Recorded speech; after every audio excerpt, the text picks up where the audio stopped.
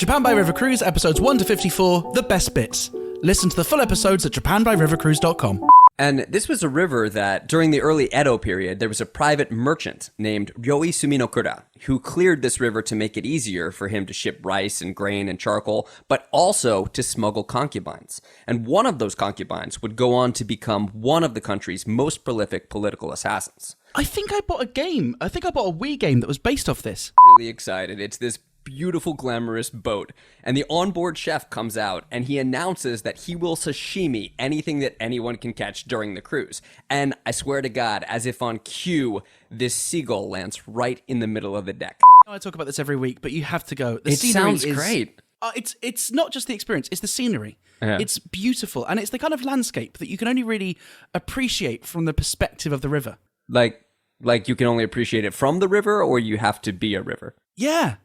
That they've been operating since the early 1800s, but they're still finding ways to innovate. Yes and no, because, say, for example, the purchase method, they've been quick to accept new payment methods like Bitcoin or Suica, but they only issue refunds in Hmong, which the bank informed me went out of circulation in 1870. So I've gone to the counter and I've gotten all the drinks, and when I get back to the room, he is crying so hard that I swear I thought his tears were going to short out the karaoke mic. And I'm like, Brian! If Puff the Magic Dragon makes you sad, then don't sing it! Japanese people are always impressed when a foreigner does this, because Yeah, many Japanese people don't know it. But when you board a boat, you are supposed to bow with the lower half of your body.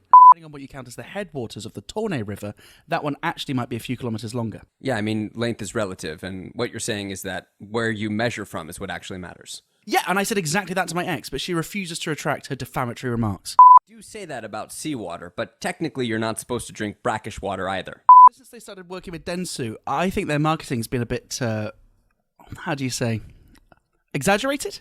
Yeah, I totally agree. Because when I went, they billed it as a double-decker, but really they just make you sit on the other passengers' laps.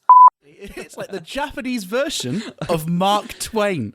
Yeah, but do they have a Japanese author who uses it as his pen name, though? No. No, but it is what they shout to check the depth of the river? No. So what the hell are you talking about?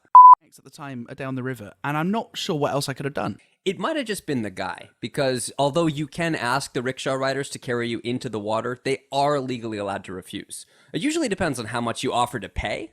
Yes, funayoi. Funayoi is the word for motion sickness on a boat, but it can actually be faster to just say hakiso, which means I'm gonna throw up. Now, if you think you're gonna poop your pants, you say Japan by River Cruise, the only podcast that purports to be an authority on the world of Japanese river cruises. A new show every week at japanbyrivercruise.com.